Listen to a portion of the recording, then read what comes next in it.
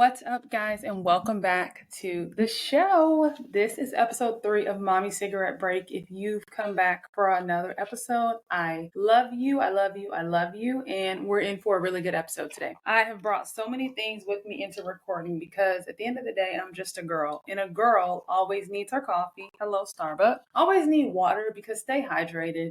I don't really love to drink water, but they say it helps you with your skin and shit. So, we've got our water here. We've got our claw clip, just in case things get a little hectic. And then we've got our lip gloss because, again, just a girl. And I really can't do dry lips by any means. I think that is like ungodly. So, yeah, we are back for episode 3. And we have a guest coming today, a really good guest, a really good looking guest. So I'm looking forward to that today.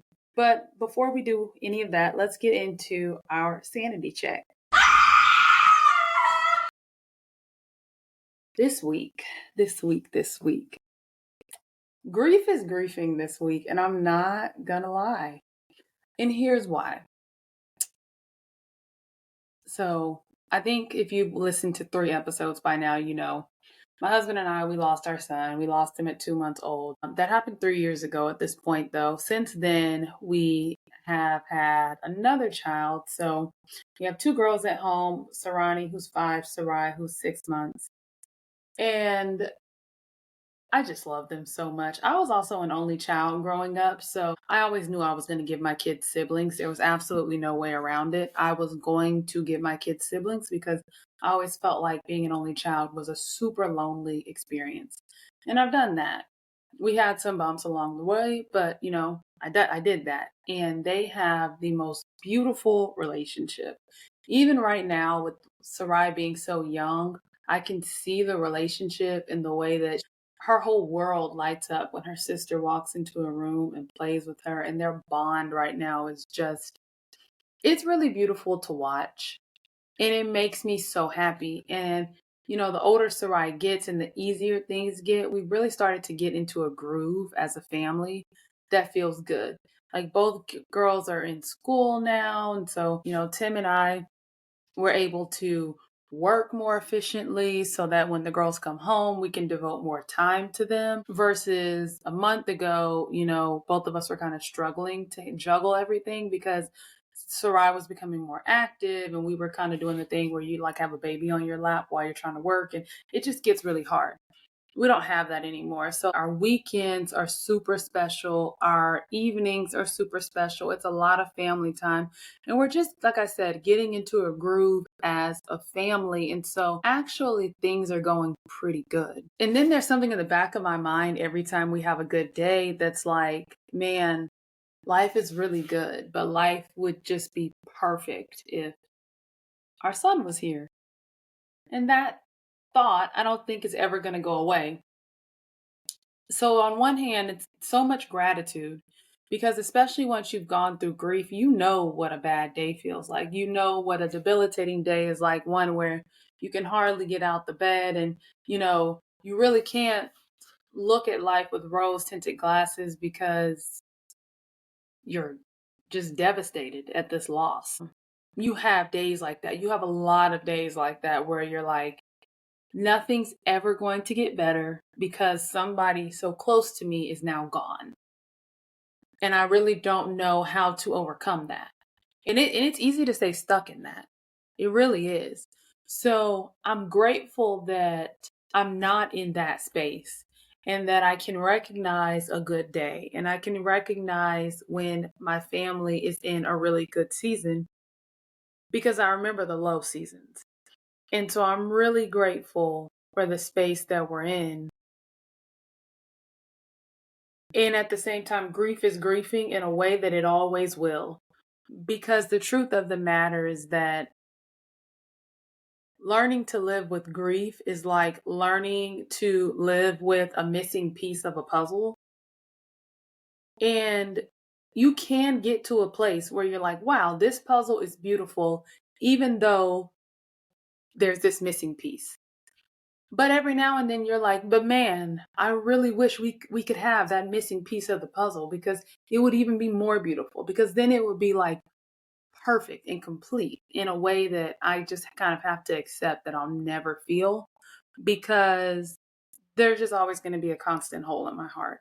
But nonetheless, life can still be beautiful, and life is beautiful. So yeah, grief is just one of it's a mixed bag of emotions. And honestly, that's my sanity check for the week. Like, I have so much gratitude in my heart for this space that I'm in, the season that I'm in. And there's some heaviness associated with it as well. Yeah, that's it. That's it for the sanity check this week. Let's get into what's in the air.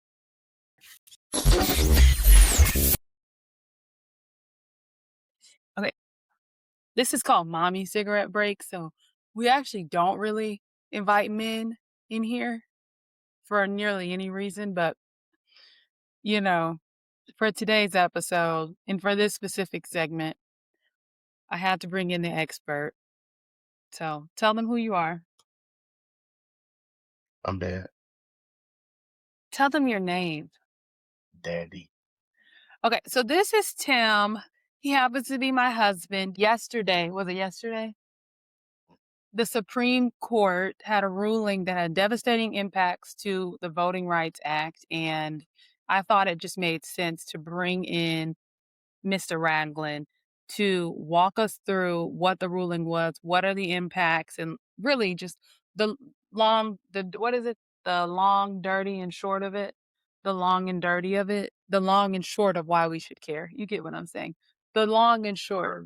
It's like TLDR. ChatGPT will tell me later. Okay, so tell us more about it. So, several months ago, the Supreme Court heard a case, Louisiana v. Callais. That case was about two things. One, whether the state of Louisiana is required to create a second majority minority district, which would mean a Democrat would represent that particular district in Congress. They already have one Democrat in Congress. Okay, hold on. So in the entire state of Louisiana, there's currently only one Democrat in Congress. Yes. Okay. And that's like a very black state. So we're pretty much the reason that there's only one Democrat in Congress right now is because of the way they're drawing these maps. Correct. Okay. And so the underlying case was a question of whether they needed to redraw the maps so that we could get another Democratic seat. Right. Okay. And so where did they land on that? So they decided that Louisiana did not have to create that second majority minority, aka Democratic district. And they came up with some BS about racial gerrymandering. Okay, so I'm sorry to stop you again. So was the basis for like why we needed this redrawing because racial gerrymandering was at play? No, it was brought because 2 years ago, the Supreme Court decided in Allen v. Milligan, a case from Alabama, that the state of Alabama needed to create a second majority minority district. And so Alabama now has two black congressional representatives. So LA and Louisiana decided, you know what, I think we can do the same thing here. And so basically, that's what the Supreme Court did in Alabama, because I remember that at the time because that was a big deal for you. Yeah, that was a big deal in Alabama politics, like in Alabama Democratic politics. Like that was no. That was like it was the talk of the town at the time because that was helpful for Democrats in Alabama. So that basically influenced Louisiana to bring the same case, and now we're getting like a polar opposite result. Right. Which was you had to create the district in Alabama. Now you don't have to create the district in Louisiana. Right. Okay. Louisiana was against creating a second. Callais was against creating the second district. No. The state of Louisiana was against it. All right. So is that the big thing that everybody's talking about right now? The fact that the Supreme Court just made this ruling? Yes, but I think the implications are the bigger story because now we're seeing states like Louisiana, their governor today said that they were going to postpone the I think it's May 16th primary elections so that the state can redraw the maps to eliminate the one Democratic district that's in the state. So, and then a couple hours after the decision, the state of Alabama said that they're going to call a special session of its legislature so that they can redraw their districts and eliminate the two Democratic districts that are in the state of Alabama. And Florida is considering doing the same thing. And so it's just like when Texas started this whole mess with trying to draw out Democrats, other states are saying, okay, now we're not going to even have any Democratic districts. We're going to go completely Republican. Okay, so let's draw all the way out. Whether or not we have Democratic seats in the state of Texas, in the state of Alabama, Florida, across the South, I bet a lot of people are going to be thinking it's a Republican state anyways. So why should I care? Because even in a Republican state, everybody is not a Republican, and we're in a representative democracy. So everybody's interests should be represented. Black folks, for the most part, are Democrats.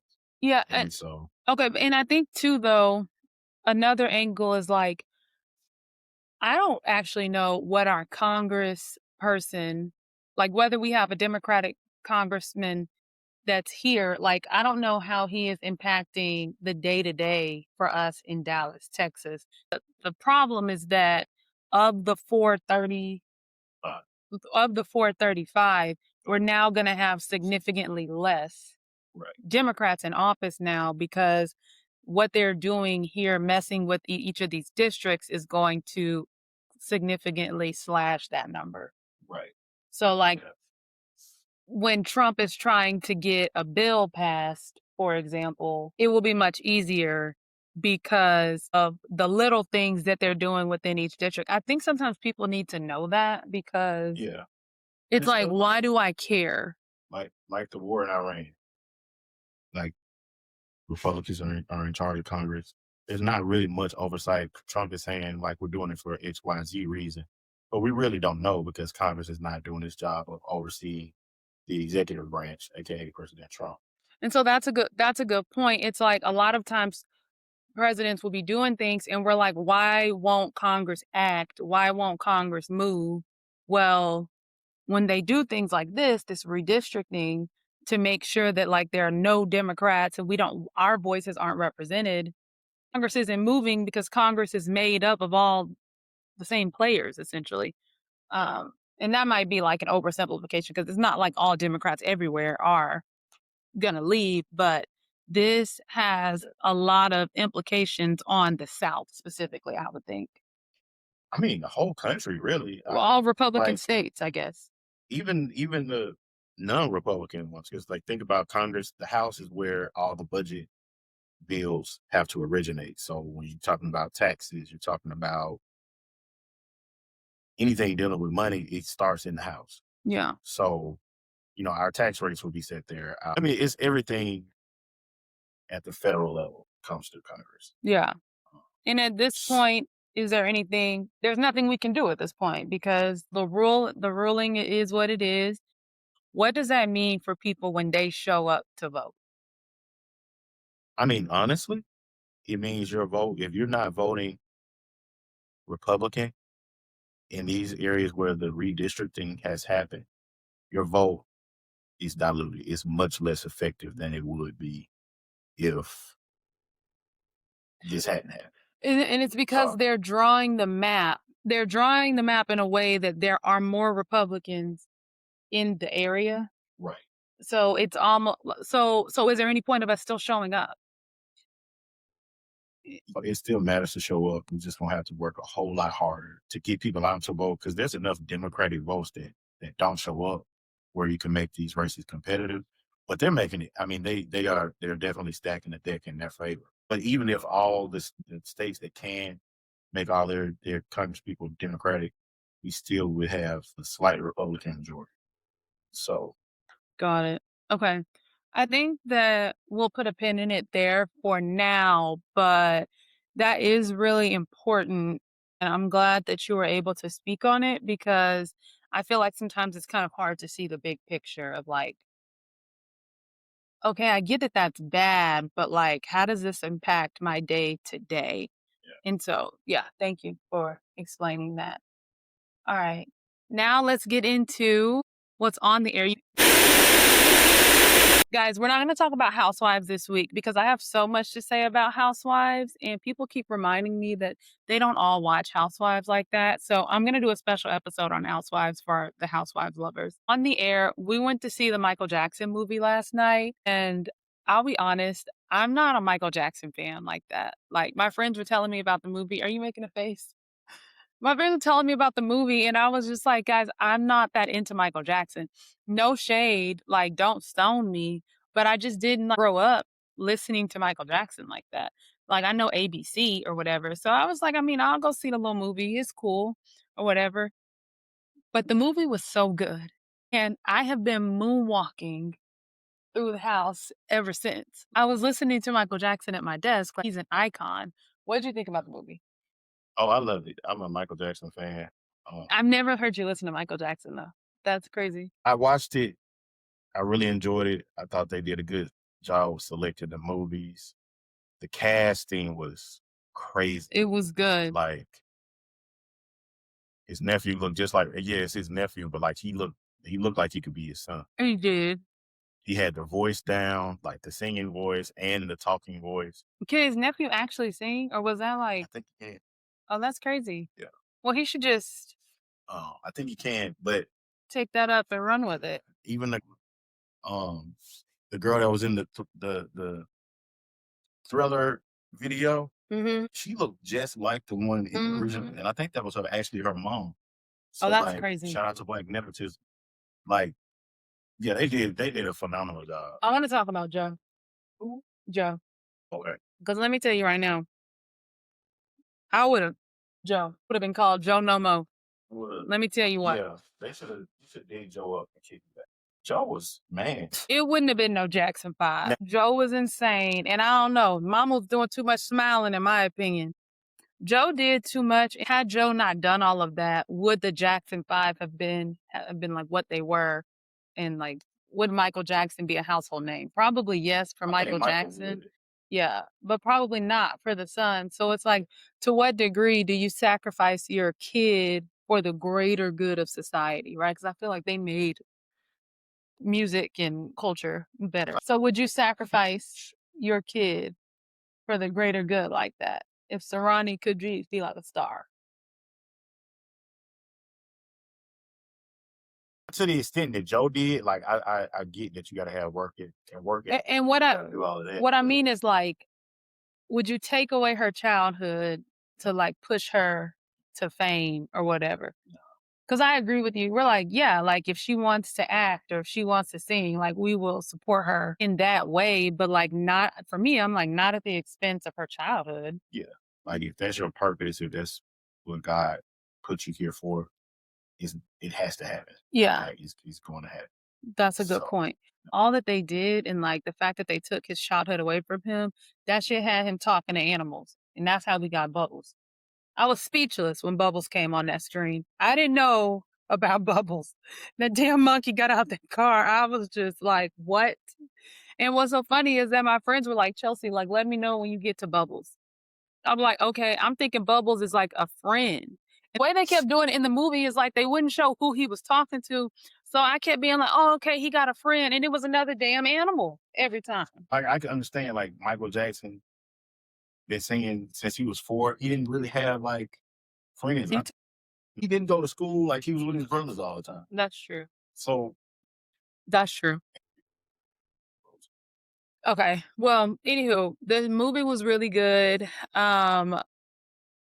I think y'all should go watch it. The show of the week right now, though, is Rhode Island episode 5. Please watch it. You're welcome. You're welcome. All right. Let's get into before I go back in. Before I go back in, we are getting into part 1 of our Dare to Dream series. And Tim is here, and I thought that he would be the perfect person for this part 1 because the topic today is driven by purpose and not a paycheck.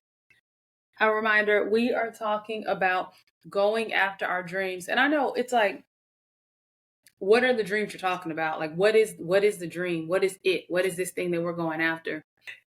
And it's going to be different for everybody, right? Because certainly what we're not saying is that everybody should go start a business or everybody should be an influencer or everybody should quit their jobs.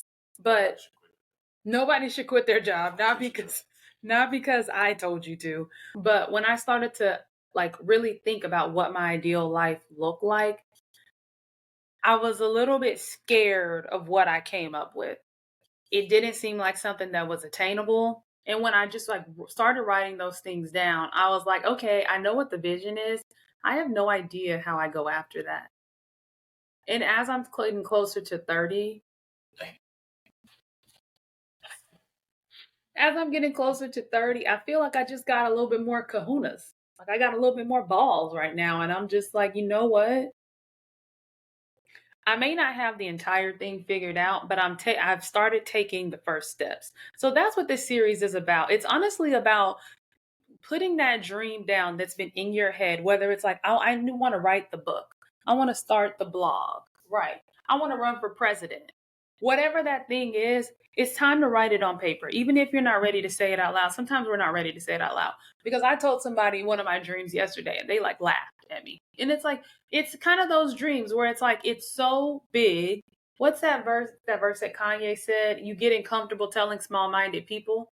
Like, it's such a big dream that a lot of people around you may not even understand it or may not even have the capacity to envision it, but it's your dream and it came from a certain place, and that's the one that I want you to write down during this series, and we are going to take steps together to go towards that life. And that is why I thought Tim would be the perfect person for this segment, because backstory, when I met Tim, he was like, listen, I am currently running for mayor. I would like to be president one day.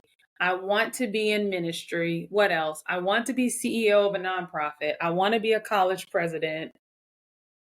Anything I'm missing? I wanted them to know that. It's the truth. I mean, you're here. I think you want to write a book. That's what you told me. Like it was, and I was just like, okay, this man is crazy. Like this is a lot. And what shook me about you was that, like, one, you had these very bold dreams. Two, you were comfortable enough to say it out loud. So that's my first question for you. Like, what gave you the confidence to say that out loud? That takes a lot, in my opinion, to be like, to tell somebody these dreams that you have in your head. What gave you the confidence to be able to do that? God, like faith in God that if He gave me a dream, He gave me a goal, He gave me a vision, that He would bring it to pass. Like He would make it happen. Um, like there were times when I was running for mayor, I was like, I don't know how this is gonna work out. I don't know how I'm gonna pay for that. I don't know, because I was in law school at the time, and I was like, you gave me this desire, this passion, so you need to work it out. It's on you. Like, I ain't even gonna try. Like it's on you. And you just said a mouthful there too, because you're like, okay, you took it out of just like you. It wasn't like, okay, I, as Tim, I'm just dreaming about this thing. You're like, God gave me this vision. That's how you viewed your dreams. Mm-hmm. And I think that's interesting because as we talk about like purpose, like driven by purpose and not a paycheck, it's like, well, how do I know that I'm aligned with God's will for my life? Or how do I know that I am in my purpose?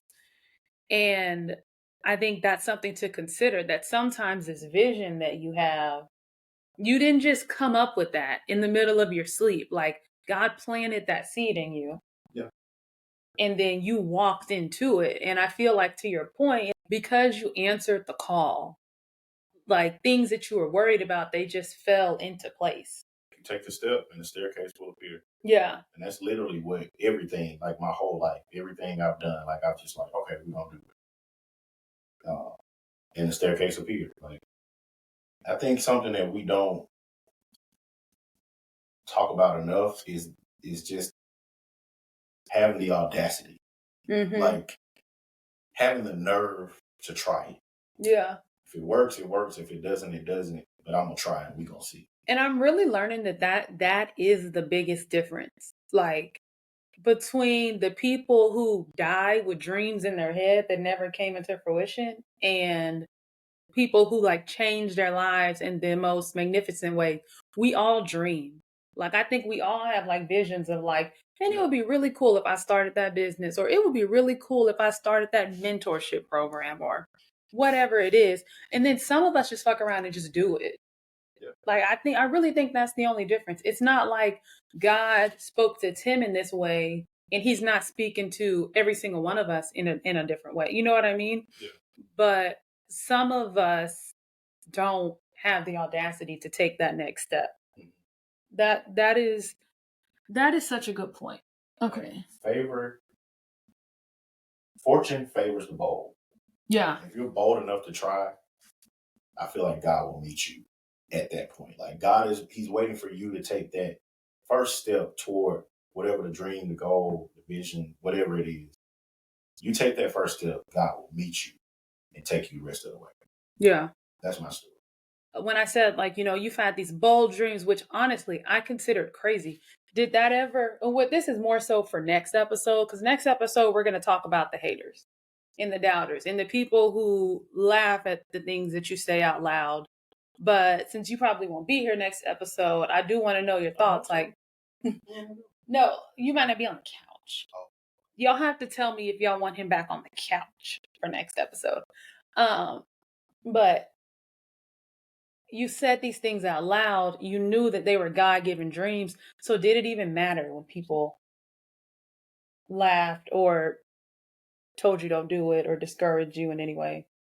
At the time that I went from one point where I was thinking about it to a point where I was like, okay, I'm going to do it. You're talking about running for mayor. For running for mayor. Yeah. Okay.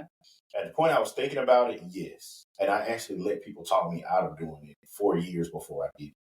Like, he was like, oh, you sure you want to do it? Like, you think you can? So I let that get in my head and I talked myself out of it. But at the point that I actually did it and people was like, oh, well, if you don't win this time, like, you make a good progress toward this. And I'm like, oh, okay, well, I'm going to win this time. But yeah, okay, thanks. I know that's right. Yeah. So like at the point that I committed to doing it, then no, the naysayers like, okay, well, I'm gonna show you. Yeah. You'll see. And like I said, I met you. You had these what I would consider crazy dreams, but like let's talk about all of them now. You were running for mayor. You won that. Okay. You said you want to be you wanted to be president. I check in with you every now and then about that because I'm like, dear God, I'm gonna have to clean up my social media. Lord, they ain't never seen a first lady like me. So listen, so you don't even have to give me an answer on that one right now because it'll make me nervous. Okay, you said you wanted to be in ministry. You're currently finishing up your master's at Emory, so you are well on your way to doing that. You said you wanted to be a CEO of a nonprofit, and right now your policy of chief governmental affairs. What is it? Policy and governmental affairs. Chief policy and governmental affairs. Okay, so you're in the C-suite of a nonprofit. You said you wanted to be a college professor, and you are already an adjunct professor. You said you wanted college president. Sorry, you said you wanted to be a college president. You're already an adjunct professor, and you said you wanted to write a book, and you're writing a book. Okay, like I just think you're such a good example of just like take the first step, dare to dream, take the first step, and like fear be damned, honestly. Because you figured out on the way, like, I don't know how to. You'll figure it out. Like you'll figure it out. You will. Yeah. You'll figure it out. Like I didn't know how to be mayor. I definitely didn't know how to deal with like COVID and all the other stuff that came with it. Like you figured it out along the way. Yeah. And I would say the difference between our two paths is that you always stayed in the pocket of your passion and your purpose in everything that you did. You did not do what I did for the start of my career, which was solely chase a paycheck. In fact, a lot of the things that we just discussed, like you want a career in politics, it takes a while for that to make money. Like, Mare didn't make no money. It didn't make no money. It lost us money. What else? Ministry can make money, but Joel Osteen. yeah, but a lot of times it doesn't make money. And I remember when we talked a lot about money because I was just like, where's the money going to be? Where's the money going to be? You and I shaped my dreams around the paycheck, and you didn't. You shaped your dreams around the purpose. And one of the things, one of the distinct differences between our paths is like, yes, money came quicker for me because I was chasing a paycheck, but I was spiraling and often unhappy and overworked in a way that you never were. Like the journey was a bit slower, but while I was like stressed and unhappy and like I need to rethink my life, you were elevating the entire time. And I do think there's something to be said about like you staying in the pocket of your passion. Like you're good at your job. And can't nobody do what you do because you're using your God-given talents and your God-given purpose, and it's just you're elevating because of it. And so can you kind of talk about that? Like, why did you go purpose over paycheck? And then, like, were you concerned about the paycheck or did you just kind of know it was going to come? I'll answer the last one first. I knew it would come at some point. Like it's just I knew I didn't really have any evidence or anything to point to, but I knew that it would come eventually.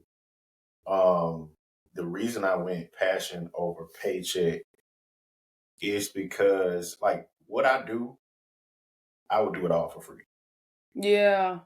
I really like I enjoy the work I do, my 9 to 5. I enjoy the ministry work. I enjoy politics. Like I like it. I love it. Since I was, I don't know, old enough to like second grade, I think. I don't want to stop you, but I do feel like some of us need to hear that because like, and it is so true. Like you genuinely love what it is that you do every day and you would do it for free. And I feel like when you find something that you love so much that you would do for free, it's almost like the money has to come because you are so good at it. Like it is second nature to you. Like you're going to be the best of the best at whatever that field is because you love it in a way that others around you just might not. Like my first job in politics, it was like $36,000 a year. And I was like shocked that they were gonna pay me to do it. mm-hmm. I was like, y'all gonna pay me to talk about politics for real? You like, such a nerd. I would what? You gonna pay me? They could have paid me $1,000 a month.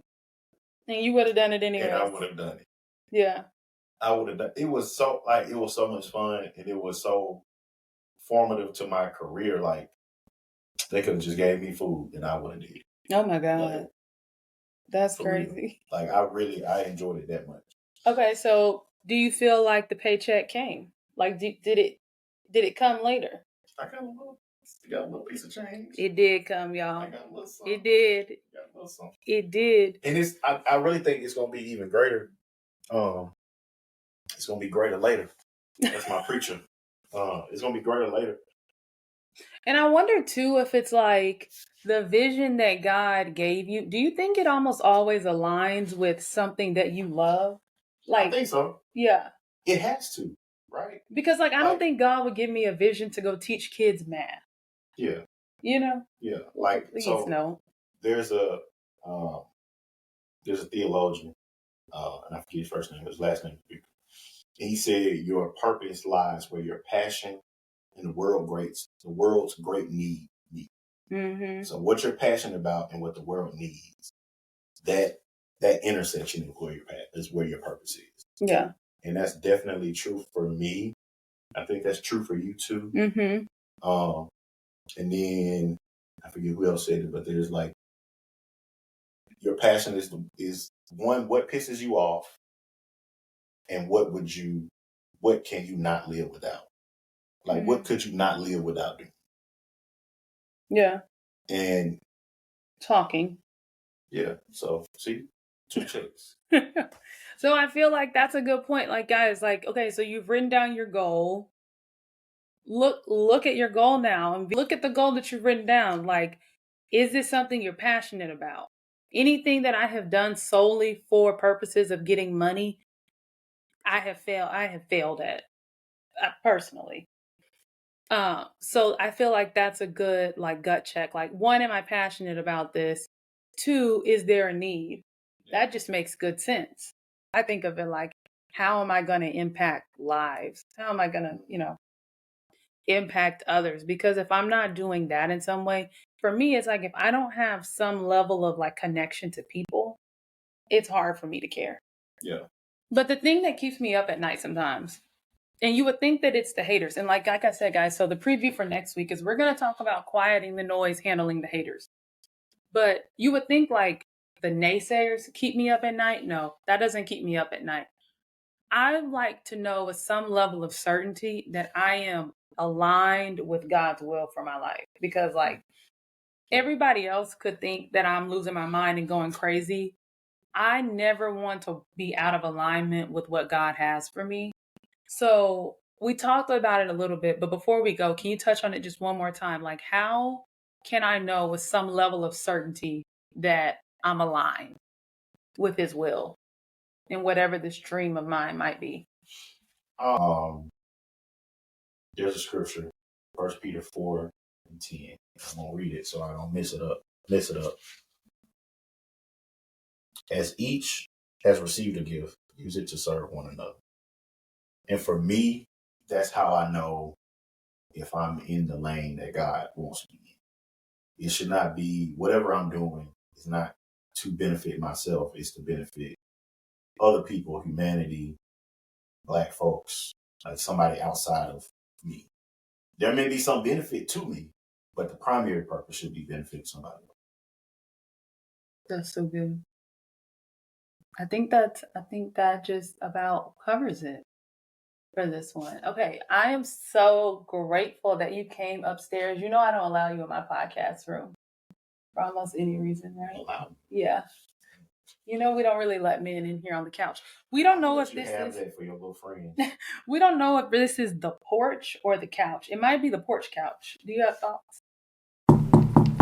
Okay, well, thank you guys for tuning in for this third episode. We are excited to continue. Oh, I'm excited. I'm acting like this is me. I'm excited to continue the Dare to Dream series.